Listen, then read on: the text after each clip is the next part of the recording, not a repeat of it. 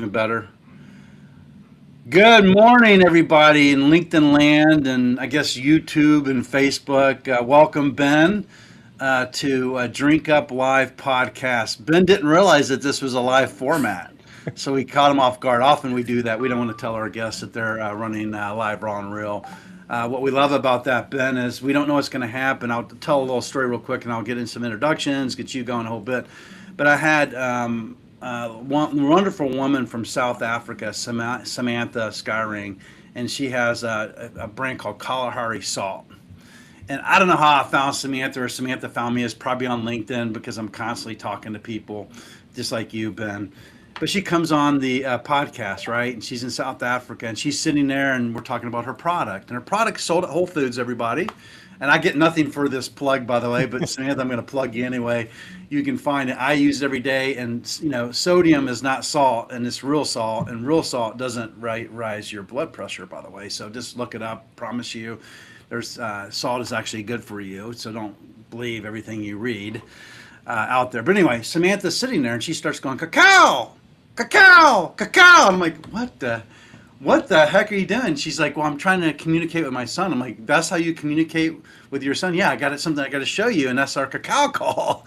So my point is we don't know what's going to happen here, and that's okay. But that's the fun of it. That's the rawness of what we are and what we do. But Ben, welcome. I got to call a couple people that sponsor us. Have you heard of this cat, Jay Williams from Freebird? I have not.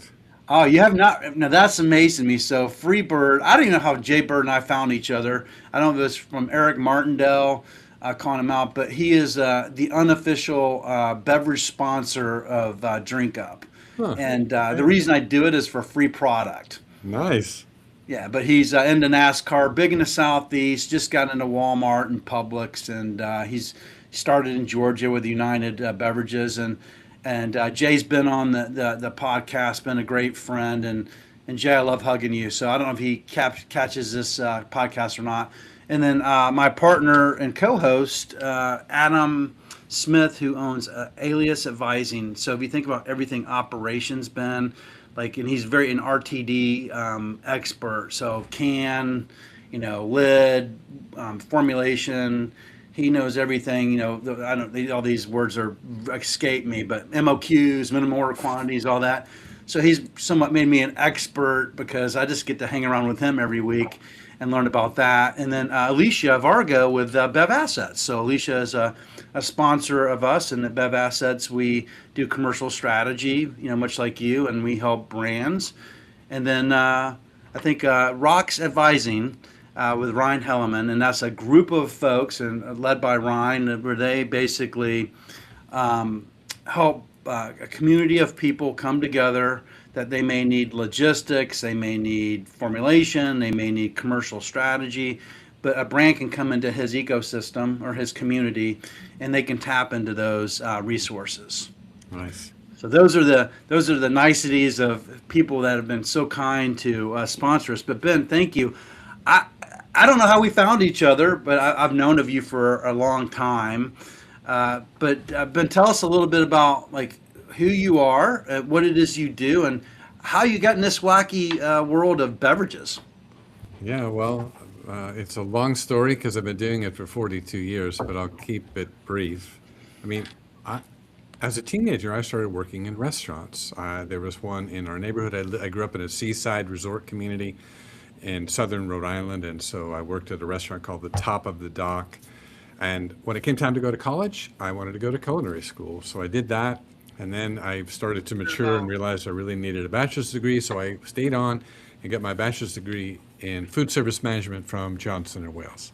So I always thought I would be in the restaurant business. That's where I spent, my formative years working in restaurants, both front of the house and back of the house. You got the chef look. Yeah, I guess so. But in 1983, I moved to Houston with a couple of college friends. And one of those people, his dad had some money and a fantasy to open a restaurant. So I went down with my two friends to help run this brand new restaurant in Houston. And it was there I was in charge of the wine list and the cocktail program, and I started interacting with distributor salespeople. So this would have been early summer of 1983. And that's how I got introduced to wine and spirit sales, distribution. And after about a year and a half, I left that restaurant and took my first job selling wine and spirits in a sales territory in Houston for a pretty good size wine and spirits distributor. So I've been doing it ever since. And I got focused on chain restaurants somewhere around 1993. I was Glazier's distributor's very first on-premise chain guy. And Did you back ever come across a Ken Lizer or Jay Cummins or Phil Johnson? I'm assuming you know all those guys. Yeah, absolutely. And in the early 90s, there were two distributors who had their own national accounts people. Southern Glaciers, of course, Yeah. and Young's Market in California. Glaciers was the third big distributor to put an on-premise chain person on the field, and that was me. So for the next 21 years, I focused on chain restaurants. I spent 12 All years. on the distribution side, carrying the bag, 21 years. No, the first 4.5 years on the distribution side. Then I became the vice president of on-premise chains at St. Michel Wine Estates in Okay. '97. Spent 12 years there. I had a lot of success, really matured as a business person. I'm working for a publicly traded company really helped me understand business acumen and the importance of, having a plan to achieve your goal. I had so much success there, I drew the attention of Constellation Brands. And in the summer of 2009, Constellation Brands, as many may recall, they were collapsing their three operating companies into one, and they were going to assign the whole book to one lucky distributor in each of the major markets. So I was brought on at that time as part of the new structure. So to pry me out of St. Michel, where I was very happy and content, to come to Constellation, they gave me a huge tranche of stock options with a Oh, strike wow. with a strike price of $15.35. So if you look at the price of the stock now, uh, I mean, 5 years there, it allowed me to quit my job and start my own consulting company, which has been a lifelong dream. Man, you're like, hey, that's awesome. I wish I could say I've done that. I have not done that. So congratulations. Is that Austin behind you? What are you? Where? Oh, What cityscape is that? that is downtown Cincinnati. Oh, Cincinnati. You're in Cincinnati. Okay. Yeah, so I spent 37 years in Texas, but I moved to my wife's hometown, Covington, Kentucky, Yep. about 5 years ago. So I'm on the far So so you edge. heading over to Party Source? Do you go to Party Source quite a bit? Yes, well, when I first moved here, my wife and I rented a condo in Newport, so we were right around the corner. So yeah, she's from here. She went to high school here. Her family's here, and I'm I not from. bet your wife knows some friends of mine. I went to school at Bowling Green State University, by the way. I'm sure she probably, if she grew up, what town in Cincinnati did she grow up in? Covington. Well, Oh, Covington, Covington. Okay. Kentucky. Covington, Okay. Kentucky. Okay. Interesting. Yes. So a lot of young men and women from the Cincinnati area went to Bowling Green State University. I graduated high school from Hudson, Ohio, which is outside of Cleveland. Yeah. Well, small So world. Small world. yeah. Yeah. So that's where I'm in Cincinnati now. I don't. My business does not require me to travel. I refuse to travel. I do everything via Zoom. Last year, I logged 700 Zoom calls, and Holy it cow. takes because I have 2 million miles on American and I traveled 40 times a year for 17 years. It takes a lot to get me on a plane. Yeah. Uh, It's funny. I have a little setup. I mean, I work out of my home, and I have a little desk I bought from. This is my office I'm in now, at home. But I have my main office where I work every day is in the chair, and we have like an open concept. But I have this like cool desk that raises and falls. And nice. Susan's like, "Can you get all those computers out of the way?" And I'm like, "No, this is Command Central." I got like an Apple over here, a PC. I got the monitor in the middle. I got my microphones working. She's like, "What are you doing?" I'm like, "Hey, man, I'm running a business. This allows you to go to Starbucks." Well, my Amazing. wife will not have me office at home. That was one of her conditions of me quitting my job and starting my own business was to have a real office away from our home, and so that's what I do. I rent a small space here in. Yeah, Bob, our mutual friend Bob McLaughlin. So Bob catches this. Hello, Bob. But I mean, I love what he does because I went down and visited him in Texas, obviously, and just getting a little spot. I've thought about that, but it's nice to just kind of be at home. I love my dogs, having my dogs at my feet. I have two Australian Shepherds, and I just like to be here. And, Susan kind of lets me do my thing. We don't have kids running around. It's just Susan and I now. The kids are all grown. So Ben, so 1983. So you're about 4 years ahead of me. I started my career in 1987 in Los Angeles.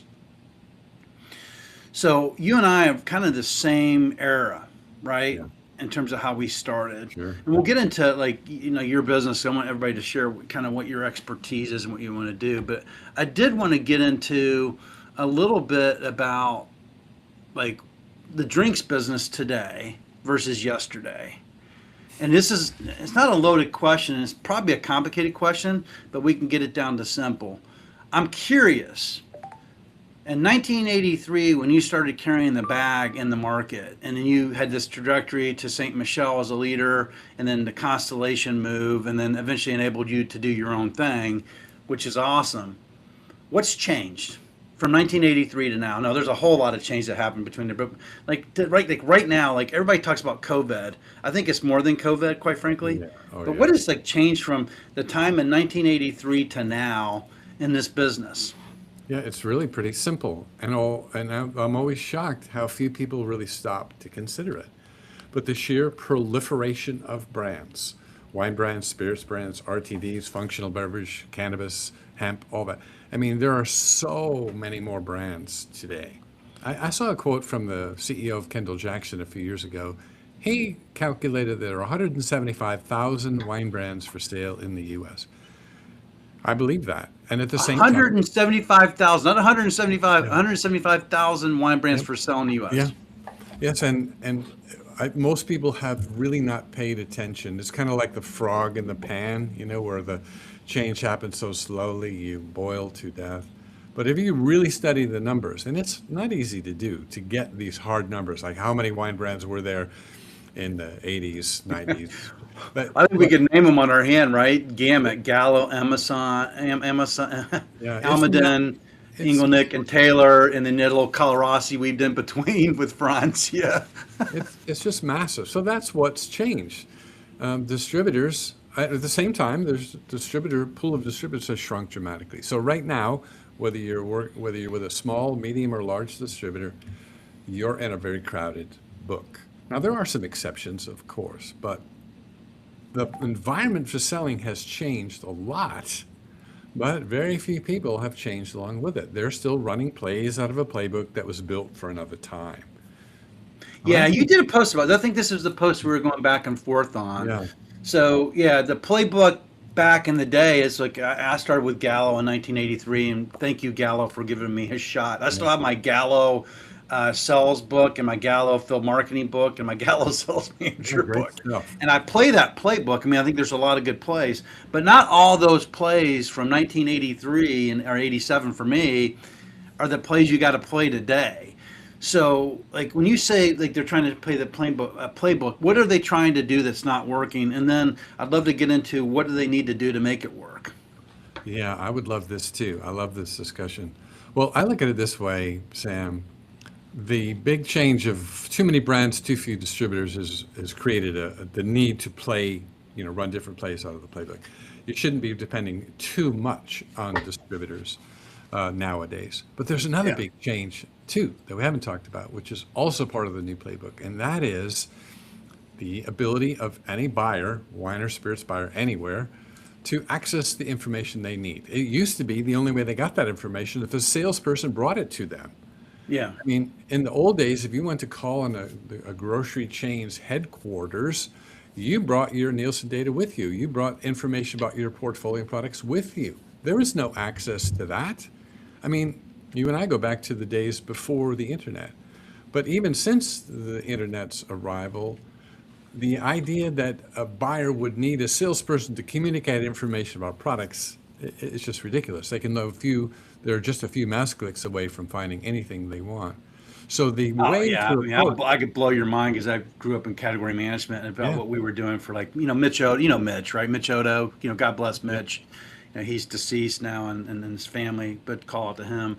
but the things we had to do back in the day with the buyers, they didn't, even though they had all the scan information, they didn't know what to do with it. We used to take scan No. and use Access, dump it in Access, and create like these big, thick books of reports. So when the suppliers would come up and call on Med, she'd be like, no, you don't have to tell me. I know what the Yeah. movement is. Anyway, sorry. Well, Go ahead. so that's the thing. If you're selling, if the way you sell is to talk about your products, their features and benefits, that's the old playbook.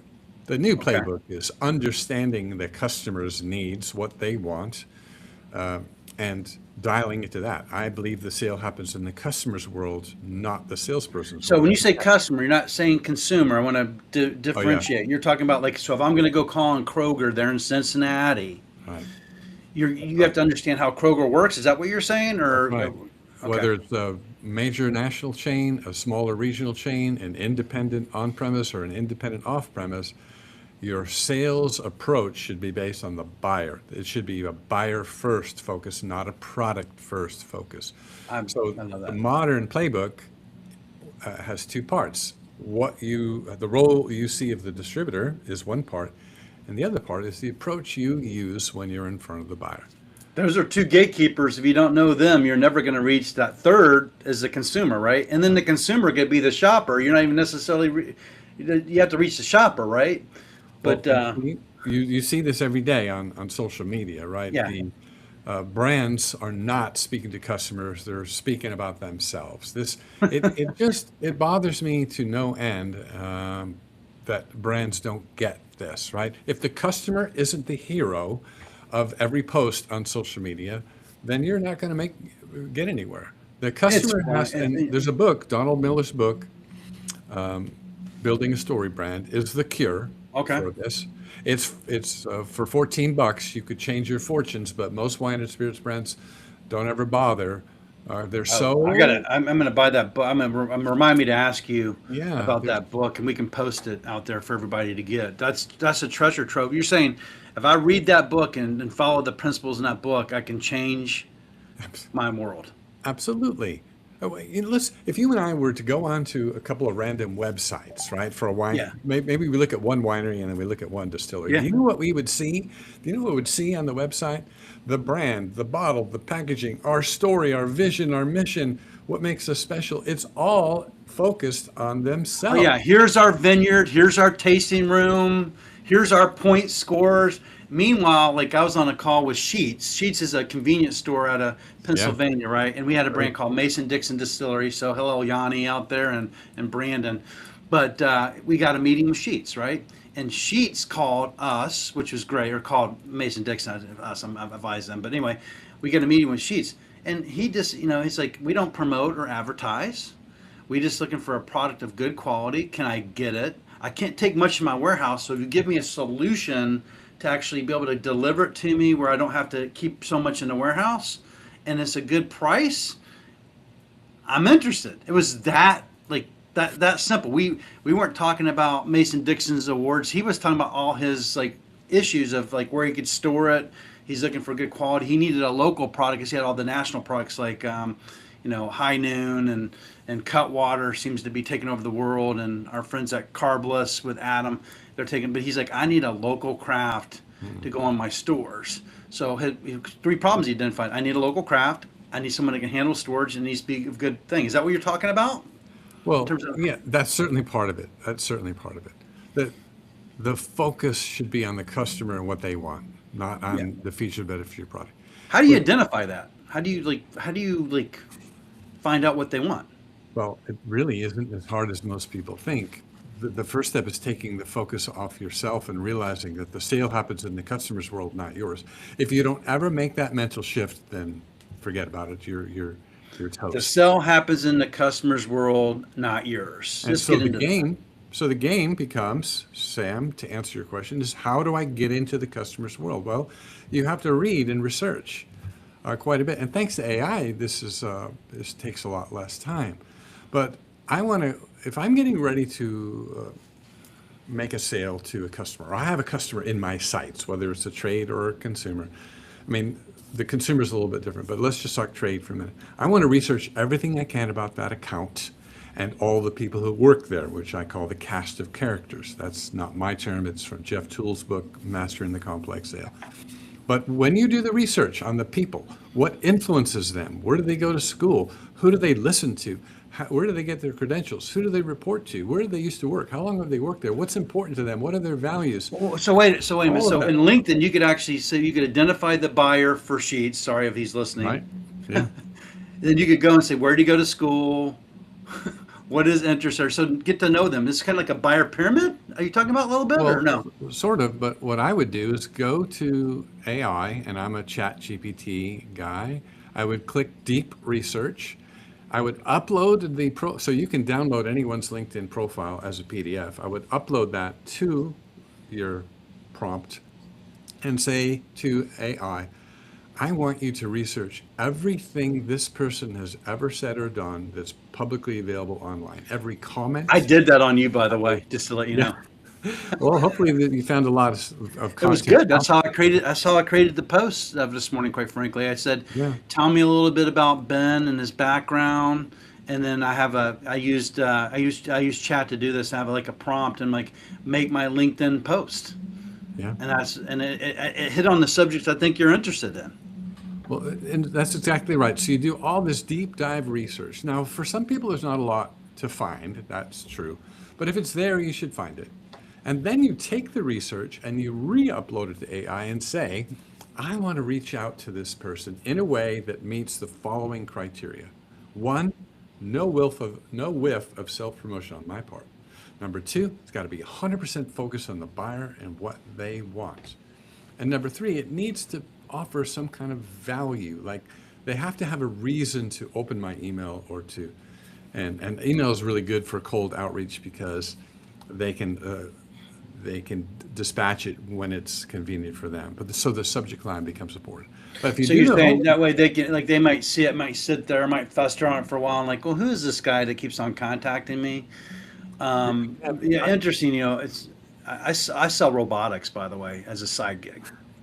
So cleaning me, she said we doing some work with Walmart, Tropicana, Procter and Gamble. You're right where you're at, but I'll DM like cold DM through LinkedIn Navigator, and I mean get very little responses. How we really do it is through relationships and network. Quite frankly, as people know Yeah, people well, in industry. that's always the best way. But here's a practical example. I have a client who imports wine from Spain and Argentina. Yeah. She lives in the UK, and she is Jamaican.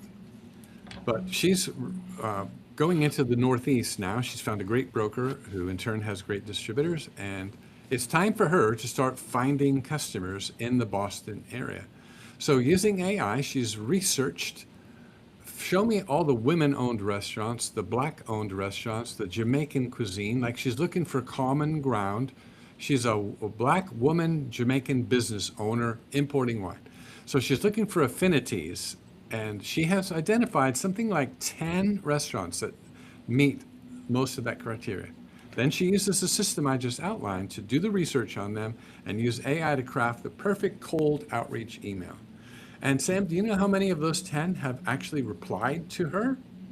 How many? 6. 6 of the A 10. conversion of 60%. So I did 10 LinkedIn DMs using Navigator on this robotic thing. I've gotten zero response. Yeah, well, So I need to use your system. Here's why. Because it's all about making them the focus, and you have to say the right thing. And the human brain, you're smart, I'm smart, a lot of smart people. Right. But we're not as smart as this machine.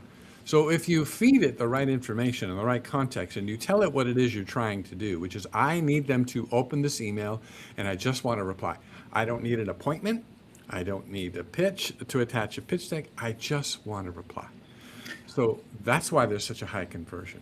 And Well, I what's love this interesting model. is I was thinking about my friend Dana, and Dana owns Gold Crush Cocktails, and she started in New York, and we've been trying to help Dana and love her to death. But she's Jamaican, she's an attorney, and I'm thinking the first thing I'm gonna do is like, hey, you should catch the podcast today, Dana, and listen to what Ben is saying, and you should reach out to Ben because he knows the business, which I'll absolutely do that because she's sitting in New York, right, and she's opened up some accounts. We got her into Georgia with a distributor down there, and we want to get her into some other areas. She's on a bit of a journey, right? I mean, it's like a wing and a prayer. I mean, Yeah. but if she, like if she did this approach, like you said, like find like restaurants that kind of meet what she is, because it's about Jamaican cocktails. It's about really good quality, product in the can. And if she could get on that human level to relate to those people, then she's going into those restaurants or packaged liquor stores in and around New York. That's probably going to help her. So her conversion at like 60%. If you did 10 of those a day, my gosh. Yeah. It works, and I have example after example after example. But there's a key to making it work, and most people really have never really thought about it. I have another saying, Sam, which is the more you act like a salesperson with something to sell, the less you're going to sell. I, So it is true. Everybody says on LinkedIn, like, stop selling me. Yeah, well, it's absolutely true, especially in 2026. So I write about this a lot. I loathe the idea of making an appointment, making a pitch, working on overcoming objections and closing. I detest that way of selling. To me, that's not real sales. Sales is not about persuasion. It's not even about the product. So, Yeah. and those opinions are formed by a couple of reliable sources. Number one is Daniel Pink's book, To Sell as Human. Every salesperson should read Daniel Pink, To Sell as Human. Man, I'm gonna leave here like with all these books. So I gotta pivot a little bit. So were you on the Business of Drinks the other day? Yes, and this is what we talked about. We talked about selling, modern selling, real selling, customer-focused selling. Right, right. So I told Erica in a message back and forth. I posted something about distributors, and also said that you're going to be on the podcast today. So maybe we can continue a little bit of the discussion. This is like on her post. I posted something about like being human, everything else. I want to get into like distributor strategy and field execution Sure. because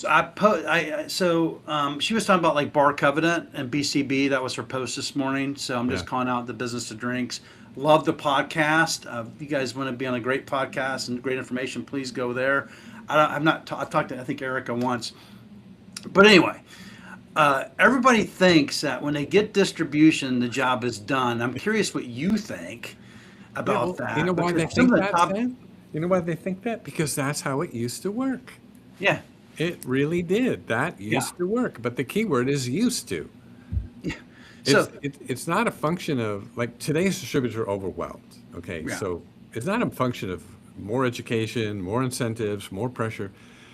It's a function. None of that really works. They just simply can't give small brands the attention that they need. They can't even give the big brands the attention that they. So my first exposure, I guess my second exposure.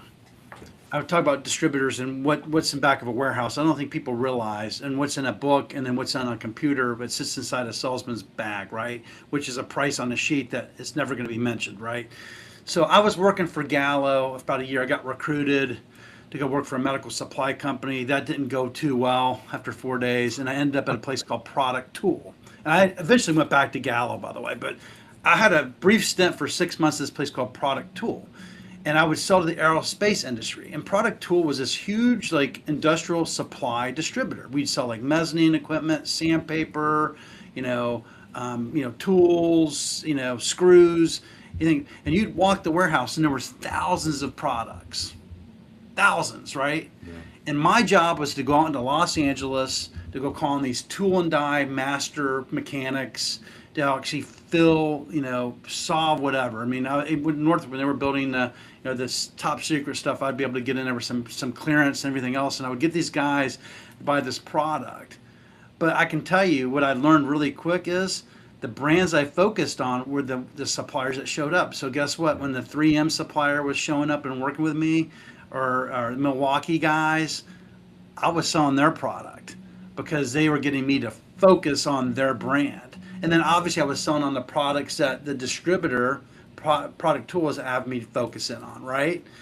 I did not go in my bag randomly and just grab stuff because I wanted to. Yeah. I was grabbing stuff because there was people working with me in the marketplace. Is that what needs to happen, or is there something totally different? Am I missing the mark? Well, I think it's more nuanced and complex than that, but it starts with the understanding of what the distributor's capabilities are.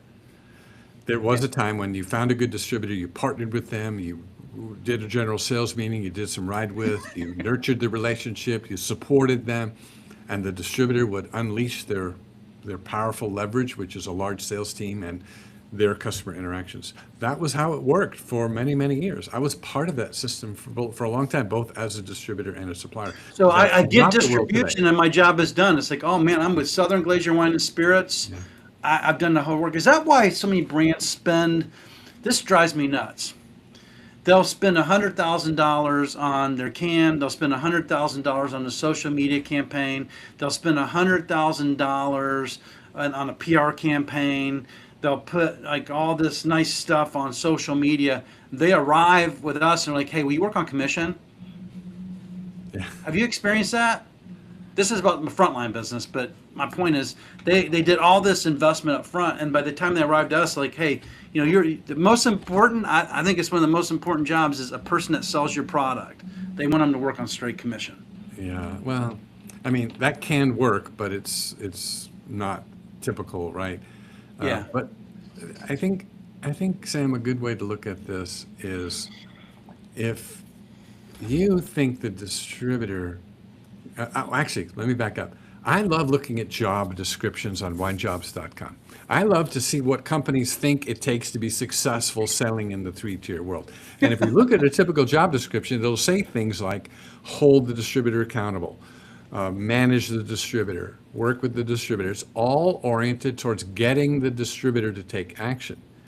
And this just shows the cluelessness of the average brand right now. Funny. Alicia lit me up a few weeks ago because we're like, I sent a job description out for a frontline employee and I had all that stuff, and they're saying that's not what we do. No one manages the distributor.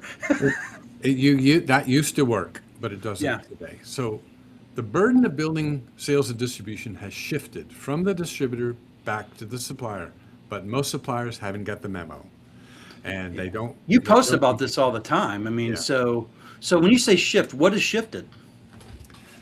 Well, there's another thing that goes along with this. It used to be get your product in as many store doors as you could, come in behind it with great marketing, and help sell it through.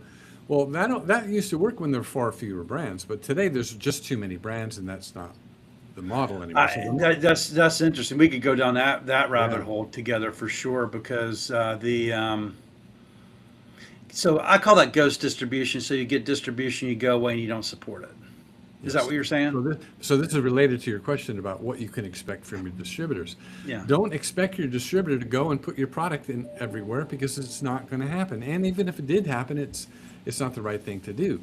Suppliers that take control of their own destiny, who acknowledge that the burden of building sales and distribution has shifted away from the distributor back to the supplier, what they do is use a narrow and deep approach instead of a wide and thin approach. So how do I as a brand become more important to fewer but well-qualified people? I love it. I think there are people listening to you, by the way, like Yave Tequila. They're out of Texas. I talked to the founder the other day, and I mean, they're doing a great job. I think he's like in 500 accounts or whatever, but he goes, they don't go in an account unless they get a feature in on the menu if it's not activated. And they want to be part of like a margarita program, and they push like their jalapeno. Really nice guy. And then I talked to a guy that sells an RTD out of Atlanta. I think his name was Ryan. Talked to a lot of people, so forgive me if I forget names. But Ryan's like, I'm not trying to be everywhere. Where I'm at, I want to make sure that I'm activated and I'm getting reorders. Yeah. So they have a very focused, and Georgia, then they're going to go to San Diego, because he's like, Georgia, if you're a brand, don't go into Georgia because there's no chains. We could get into that. He goes, so I'm going to go to San Diego so I can go get some chain business and work that market. And then he goes, I can't get the distributors to pay attention for the life of me. No, I have to go work it myself, and hence why I'm calling you. Yeah, and that's only going to get worse. But if you have a brand and you want to have success in the market, you have to accept a very uncomfortable fact, which is distribution does not equal demand. There's a school of thought, Sam, that if I get into enough accounts, I will create demand. Well, that's just not true, because there's too many brands. So everybody's measuring new pods, even incentivizing the pursuit of new pods, but very few are measuring velocity, sell-through, reorder rate. That's not as sexy, that's not as fun, but that's what people should be measuring. The primary KPI is reorder. I've resorted to dog videos now on LinkedIn, by the way, with Pumpkin talking to me, talking about velocity and reorder rates. I am fortunate. I have a front row seat to many, many brands and what they're doing in the world, and so I have access to their VIP account. Yeah. I have a good relationship with the folks at VIP. I love what they do. But when I go in and when they tell me about a new distribution incentive they ran where they got 100 new points of distribution, what they don't do is go into VIP with me where I can show them that most of those placements were very, very temporary. Here's what I do. I love it. You and I need to talk a lot more, Ben. We should probably get on a ongoing conversation. So we have a brand out of Colorado, and they've been around for 12 years. And I'm like, how many accounts are you in? They go 400. I'm like, great. How many of those are you ordering? I don't know. I'm like, send me your data. Yeah, there So you I go. looked at their data, plowed through it, and I used the power of AI, by the way, to aggregate data, which I love. Yeah. And I was able to identify that they had about a 50% reorder rate. Not too bad. I think it should be higher. But what I convinced them to do is like rather than going from 4 to 450, there's 200 clients that know your product, have bought it before. Let's focus there. So what we did is we ranked. We did platinum, gold, silver, and bronze, and we ranked them based on like the number of months they reordered. And then we moved them from a distributor to another distributor that's a little bit more crafty and focused. And now we've laid out by account, by rep, where to go actually go focus on those areas. Because if they could go from 200 to 250, they make their year. Yeah, that's right. The 80/20 rule is real. Most people do not accept it. They think it's a clever marketing theory that doesn't really work in the real world, which is a mistake. Let's stick with Colorado, for example. It's the land of independent liquor stores. But do you know what percentage of those liquor stores statewide drive 80% of the business? It's a very small percent. There's a handful of accounts, and you know the players. Yeah. You know, that's where you should be focused. If you can't win there, getting more stores to carry your product isn't going to help. You know, it's just funny. And this is making me think about the CRM that we have, and I'd love to show you what it is. So basically, we put every account in North America in our CRM. We've talked to LilyPad, VIP, Account Touch, Outfield, all of them. None of them do what we created. So we have every account in North America, and we made it so super simple that when the rep goes in, they can pick the account, they can save the account. Once they save the account, they can put their contact information. They can actually choose a product. Within the product, they can actually put information in on what's happening, right? But I'm wondering if I'm attacking it wrong because we promise brands activity. And activity is calls and pitches, right? So we say, look, we're going to go to 20 to 30 accounts a week. And I don't know if it's wrong or right, but that's what brands want. And then out of that, we think it's going to convert, depending where you're at in your brand's life cycle, it's going to convert anywhere from 4 to 15%. That's the conversion that we see in the numbers. But I'm wondering if rather than saying we promise you number of account calls, we promise you quality calls. Maybe we should change that approach. Yeah, well, I am not a believer that activity equals achievement. I'm not a fan of Okay. measuring the number of sales calls, because whatever you measure, you get more of. So if you measure how many sales calls you've made or how many accounts you've touched, you're going to get a lot of account touches. But if you measure sales results, especially reorder results, then you're going to get reorders. So is a better approach to say, hey, look, you're going to pay this guy a fraction to have it put into his or her bag. They're gonna pitch you where appropriate, but I hate to say the word can't, but I don't have a crystal ball to say, because it's like, well, how many cases do you think we're going to do this year in Texas? I don't know that number. We can put a goal out there, but the reality is I'm going to hit these accounts based on the criteria and the support that you're going to give me. But I talk about the golden egg. This is one thing we talk about. Once you get that first distribution, treat it like the golden egg. In other words, like I have a brand in Tucson, Arizona, Black Tie Imports. He has a really cool loofah. It's like the loofah spritz. And he's a teacher by day, and he has an importing company. And he's building loofah in Tucson. And he has 10 accounts. So I'm like, those are your golden eggs. Go on those 10 accounts and get reorders. Create the demand. Is that what you're talking about more? Like that? I'm talking about switching from a wide and thin approach to a narrow and deep approach. I don't care how many sales calls a salesperson makes. I don't care how many accounts they touch. What I care about is how are they identifying the richest accounts to focus on? And more importantly, how are they approaching them? That's really where this model you've Right. described. Well, then you talk about it's like so we have two great reps in Texas. I'll call it Tony and Patrick, and they both like you. They've grown up in the industry. They know it, and Tony is like all over us about the CRM. Do this, do that, whatever. I get it, but he's really good at he knows how the market works. Or I'll just step back. Like Patrick has a wine. We have another brand, but he got into like the whole Texas thing is like really complicated because of the Class B. But with this guy is he definitely like he got into like 5 restaurants, but he didn't get like the yeses. He actually followed back with the Class B to make sure that those restaurants were delivered. And he actually developed a relationship with these guys over here, and then also working with these guys over here.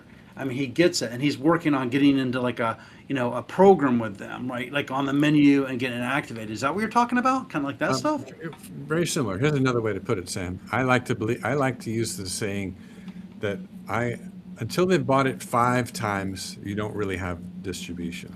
So tell me how many accounts have bought your product 5 times. That's what I would be measuring. I wouldn't be measuring how many accounts you called on. I would be measuring how many accounts in your territory have purchased my product 5 times. Yeah, so some of the problems we have if you're new to market, so I call them foundation brands, right? That's like putting a rebar and a gravel down and building the foundation. And to get to the first step is to get it into distribution first, right? And then once I get into distribution, treat it like the golden egg. And to your point is like you got to nurture it, develop it, and invest in it, right? And that could be what are those things that you need to nurture and develop and invest in? How do you get to the 5 reorders? What do you have to do there to get that to happen? Well, there's something else we've left out of this discussion, Sam, and that is the idea that you can pull product off the shelf after you've made a placement is a bit of a myth. What I like to do is tap into volume that already exists. So if you identify accounts, let's take sparkling wine, for example. You need to be in the biggest brunch locations. That's where all the sparkling wine business is being done. High volumes of sparkling wine are in the higher end, very busy brunch venues. Have you identified those venues? Have you done the research on them? Have you established trust and rapport before you tried to pitch anything? Because when you finally do get into one of those accounts, you're going to sell so much product. So it's not really about let's go get a bunch of accounts and then let's see how we can go deep with them. It's about identifying the accounts you should be in the first place. And it could be argued, well, everybody wants to be in those accounts. Yes, they do. And so you better be on your game when it comes to selling to them, because you shouldn't be using a product first approach. You should be using a customer first approach. So this is what does it take to invest in an account, though? Maybe I missed it and I wasn't paying attention. So I get this account. They take my product. I'm like, great, got my product. I'll see you later. What is it? Do I purchase a menu? Do I put a card up? Do I go do a wait staff? What from your vantage point, what is it the brand has to do? Yeah, that could be part of it, but most people miss this. Do you know that there's 3 things every restaurant wants? Every restaurant, everywhere. Grow revenue, control costs, and improve guest satisfaction. So if your placement isn't helping them achieve one of those, then you've wasted everyone's time. If you get in based on that criteria, you don't have to do quite so much to support it. Restaurants hate running out of stock. It's unlike a retail establishment where if you're out of stock of this Chardonnay, no problem. We got 20 other Chardonnays right next to it. Nobody cares if you're out of stock in a retail store, but they care greatly if you're out of stock in a restaurant because they've got the products listed on the menu. It's printed on the menu. They don't have a large selection. Well, I learned this calling on national restaurant chains. If you have the middle Chardonnay by the glass at the Cheesecake Factory and you run out of stock, that is absolutely anathema to them. That's like taking money out of their pocket and sending their customer across the street. They have no tolerance for out of stock. So if you want to get into the Cheesecake Factory, you must be able to provide an uninterrupted supply chain and perfect pricing integrity. It has nothing to do with how the product tastes. Yeah. It's assumed that it tastes good. So, I think it's that way for off premise too. Forgive me for challenging but that. yeah, it's service. It's all about service and dependability. Yeah, So a I got place, a text message last night or an email from one of our partners. We work with a client mutually together, and we got them into 10 accounts. I'm gonna try to talk in general here, but we got them into 10 accounts, and they wanted the accounts reordered, and the people like, well, we have to get labels. And I remember he's like, I hope they don't delist this. I'm like, yeah, I know. Like we worked hard to get those 10 accounts, yeah, 10 very important accounts, and a very well-known entity. And they're like, well, yeah, I got to get my labels. I'm like, I don't know what you have to do, but go frickin' buy the labels, print the labels, put them on the bottles, and hand deliver them to every one of those accounts. yeah, Because I don't know what the number is. I've read it. I think one out of stock in an account, like multiple stores, could be like hundreds of thousands of dollars in lost revenue to the account. yeah. So the sale is not won based on the merits of the product or the attributes of the product.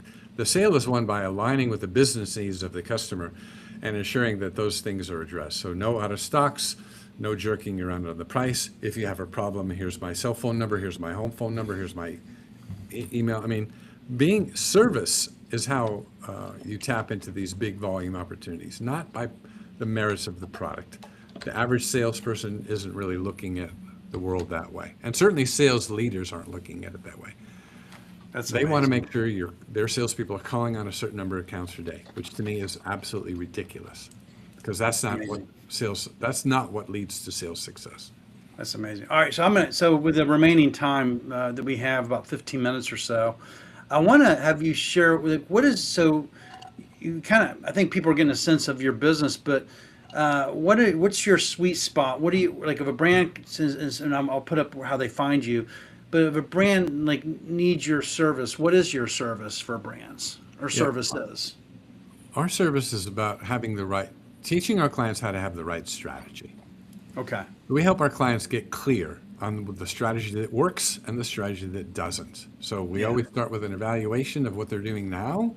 We look at it from every angle, and we have a discussion about whether that's really the best strategy.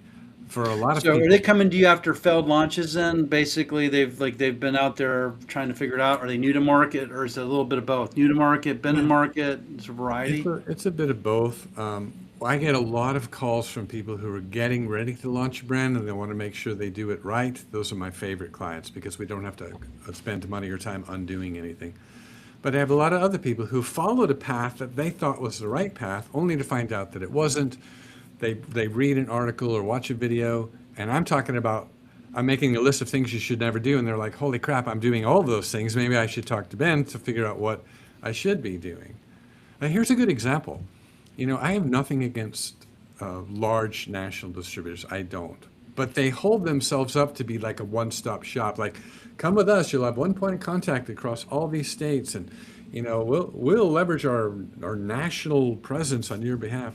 That's not exactly how it works, right? Each of these states kind of operates independently. There's no big advantage to going with a national distributor, except that the national chains. And God bless RNDC and stuff, but I think their strategy of having business managers across multiple states and then trying to make a central decision on the business because this business because of how it works, especially in the beverage alcohol business, it's local, man, and that's where I think beer companies or beer distributors have done so well because it's so fragmented in terms of people are in the same community, they go to the same churches, they play in the same softball teams, and the beer reps and the beer distributors seem to be a lot more successful in terms of building brands from my vantage point. Yeah. I know a relatively large distributor, we're named nameless, but they're going with that RNDC playbook where they're taking business managers across multiple markets. This one guy was like, yep, I got 100 brands I'm dealing with. I'm like, how many markets? He goes, 25. Yeah. I'm like, you're not going to be successful. This How are you is going to not very manage well. 25 markets across 100 brands? And they're all long tail suppliers. They all got into distribution thinking, oh, I got a national distribution. And he has to tell them all, you get no incentives, you get a craft GSM, and you don't get WorkWiz. like all the barriers that he threw up. And I'm like, he goes, what do I do? I'm like, send them to me. We'll put a rep out there, or talk to Ben, and you'll talk to those brands about the strategy, right? Like, they're just like, it's just amazing. But it seems like the distributors are they're still putting some of these processes in place. Which, is it a hindrance to the brand, or the brand just has to accept it? Look, they're just a company. I mean, distributors are our lifeblood, by the way. But you got to call it what it is. They're going to get it on the truck into the shelf. I mean, I don't want to. There are great distributor salespeople, by the way, awesome people. Absolutely. But how do you And get them I'm to not, pay attention? a lot of people think I'm anti-distributor, and I'm not. I'm No, anti-dependence on the distributor. I don't see distributors as the primary sales engine that it used to be. It used to be the primary sales engine, second to none. It's not today. And if you think it is, then you've got some adjustments to make. If you're not hitting your sales goals, then you better take a hard look at the role the distributors are playing in your world, because the times have changed. They got too many brands to say grace over. So amazing. taking back a little more control of your own destiny is step one to weaning yourself off too much Well, I dependence. think step one is to find you, because I'm going to go for a walk and listen to all this stuff that you shared with me. And you have a treasure trove of newsletters, by the way, that I discovered that Yeah. people can literally just subscribe to. And here's one germane to this specific topic. I go to my blog, winesalessimulator.com, go to my blog and look for Wine cell. How do you spell simulator, please? Wine cells. stimulator, Okay. STIMULATOR, wine sales stimulator. It's for spirits too. But I have an article called 10 New Rules for Partnering with Distributors.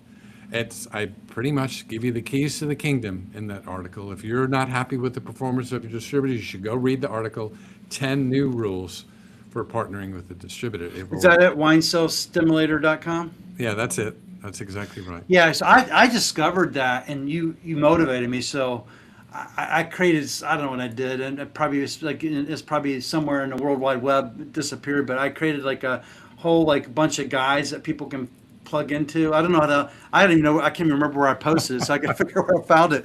But you like, I'm like, God, this is like a great like information. I'm like, I'm gonna do the same thing Ben did. I was following your lead. So I'll keep on streaming this too, because what that information is like it's a master class that you don't have to pay for. It's like it's free that you're Right. giving to these folks. Free. Hundreds of videos, hundreds of articles, webinar recordings, how-tos, downloadable guides. It's all free. So That's amazing. I really see part of so I just turned 66 this month. I'm nearing that stage of my life where I want my life to have meaning. I want to leave a legacy. So a lot of what I do, a lot of the time and energy I put out into the world is to help the industry. The industry needs help right now. I just published my first book last month called Up the Down Staircase, How Brands are Growing in a Down Market, and I'm giving it away for free. I didn't Yeah. write it to make money. I wrote it to be an aid, a badly needed aid to our industry. I love it. I love it. It's just funny. You and I are cut from the same cloth, man. I mean, it's like I have a little tagline that says, "Just pick up the phone." I put my phone number out there. I'm like, if you want to, it's like, look, I may not answer your email, but if you call me, I'm going to answer. I'm going to see that you called. I'm terrible at email, just to let everybody know that's listening. Like, I'm 150 emails deep. I try my damnedest to get to people. So, like, I think I need to put, like, when someone emails me, like, reply, like, look, if it's this really urgent, just pick up the phone and call me, 952-239-7768, right? Yeah, see, I don't care. Like, I'm the opposite. It is impossible to get me on the phone. I prefer email because it's you can work asynchronously. But I also have a virtual assistant and a AI managing my inbox. I use SaneBox to manage both my inboxes, and oh, you I've train. tried like with Perplexity, so I had created a chief of staff, and I did the connectors to like my inbox and everything else, and it just I cannot for the life of me figure out how to get AI. So what's the name? What is it called? SaneBox. SaneBox, one word, and it is magical. So when I check email in the morning, Sam, I just go to one or two folders. That's it, because I've trained AI to reroute the inbound emails to where it needs to go. So I don't spend any time going through my inbox. I just go straight to the folders that are important. So Yeah, SaneBox to me, and I looked high and low for an AI-enabled inbox management system, and I couldn't I'm find gonna be anything looking better at than that today. I'll SaneBox. text you and let you know. Same box. Yeah, it's funny. I'm like I'm not anti-email. So I'm the opposite. I'm like if you want to have a conversation, don't have it on email. Have it with me live. Yeah, Like yeah. like like email. In my mind, I think email should be to give you information. That's it. Mhm. But Well, that's I'm my, like literally, but everybody's like, I'm going back and forth with a client about a contract, right? And I'm like, yeah, thank you, boom. I'm like, can you just call me? Like, cause that's 15 emails now that we've gone back and forth on this agreement. Like, I don't want to have a conversation with you, but that's just me. I know the world works differently than well, that well, nowadays. well, for me, it's Zoom. Like if you want to, if we need to nail something down, let's Zoom. And I love Zoom because I record every single call. I have the transcripts of every single call, and I use those transcripts. I use AI to comb through the transcripts, give me follow up. In fact, it will comb through the transcript of a call and put the reminders on my calendar. I mean, that is game changing Who are stuff. you using? Who are you using to do that? Well, it's a workflow. So I have the Chat GPT version that costs $200 a month Yeah. because I get access to a lot of these other things. But this is the world we live in. If you, I when I talk to somebody, it has to be for Zoom because I want the electronic notes, I want the transcript, and the things I can do with that transcript are remarkable. I had a call this week with a prospect, a winery that wants to work with me. At the end of the Zoom call, they're like, "Well, how soon can you get a proposal in my hands?" I'm like, "Well, within 30 minutes." Because I took the transcript. I have a protocol and a framework set up in AI to, I have a special way that I put proposals together, Yeah. and it's based on a certain framework. So if I have the transcript of the call and I conducted the call properly, all I do is give the transcript to AI, and it will take my framework and give me back a proposal. So you can create a scope of work that's exact to that conversation with that client. That's amazing. All That's right. right. So I got to get a couple questions. One, is there anything that we didn't cover today that you want to convey to our audience, our mutual audience, our community? Yeah. Well, it's been really fun having this conversation with you. I would say this one thing. If you're still operating today the way you did 10 years ago, Yeah. oops, you're in trouble. So I want to challenge everyone listening to this to take a hard look at how you're doing things today. Because if it looks like what it did 10 years ago, you're already out of sync. You're already out of touch. You're already on the downward path. So Man. that's my message. And there's no shortage of not just me, but people like you and others who are singing from a new song sheet. Tune into that radio station and start listening to that. And you can find you on LinkedIn. Obviously, you put a lot of great information. WineCellStimulator.com. And So I got to Salisbury ask you the Tomato. most important. I got to ask you the most important question now, and then we'll wrap up. Sure. We ask everybody that comes on our podcast this question. What is the difference between success and failure? Well, that's a big question. If I had to give it to you succinctly, I would say that in our industry specifically, the difference between success and failure is not how many sales calls you make or how many accounts you touch or how many accounts you're in. It's how many accounts are you meaningful to. If I were to ask you to make a list, tell me the accounts that you mean something to them, you matter to them. If you were to go away, it would bother them. That is the difference between success and failure in our industry. It's not about store doors or pods or accounts sold. It's about how many meaningful relationships do you have. I love that. I love the brands that I talk to, and I'm like, how long you been around? Like 3 years. Like, how many accounts are you in? I'm like 20. I'm like 20. He goes, yeah, but they're reordering.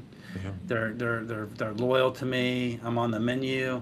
I'm like, that's great. Then I had another client in Pennsylvania, and we got into those 10 stores. So you can put the math together, by the way. But I'm like, treat those 10 stores like gold. Yeah, that's a Be great. meaningful to those 10 stores. Know every manager of that store, that they know you and they know your brand. Is that what you're saying? Yeah, That, that's right. So you want to measure something? Measure how many accounts have bought 5 times. That is a powerful, eye-opening metric. And if you focus on getting more of those accounts, you're going to be successful. While other How many brands, accounts have bought 5 times is Yep. the metric. It's super easy to do. Take just a few seconds in an iDig report to run a report that show me, show me sales by month for the last 12 months, and then export it to Excel, put a couple of what if formulas in the spreadsheet, and it'll show you exactly how many Man. customers have bought five Man, times. you just changed my world today. Well, thank you so much, Ben. We really appreciate it. I'll ask you to remain on the line. For me, is lots to think about. I'm gonna get the name of that book, the book that is going to change my life. Can you remind me of that book? The Daniel Pink's book, To Sell Is Yeah, Human? yeah. Yeah, Daniel Pink's. not to be, because I'm giving my book away for free, I don't feel bad about plugging it. Oh, yes, please. But go to Amazon, or actually go to Wine Sales Simulator, and you'll be hit with a pop-up, and you can get the book for free. If you want the book for free, go to winesalesimulator.com. The book is called Up the Down Staircase. It's free. It's got I seven. think I ordered it. I'm gonna go there today. I think I ordered it. It comes in PDF, right? It's a Kindle only, but you can get a PDF. Yes, you can get a PDF, or you can get it Kindle file. If you have a Kindle, you can get the Kindle file. When you sign up to get the book for free and you fill out the little form, you'll get an email with all the different ways that you can access the book. That's amazing. I will be reading the book today on my walk. I really appreciate it. Well, I need thanks to make an everybody. audio version. Thank you. What's that? Oh, is there an audio version? I'm going to put out an audio version soon because everybody seems to request it. So Are Not you yet. are you gonna? It's gonna actually be you reading it, your voice? I think so. I think that's the best way to go. Yeah, that's amazing. You can. I mean, yeah, because I think you're very well spoken, and actually get into your head a little bit. Because you're writing it from a place of how many 42 years in the industry.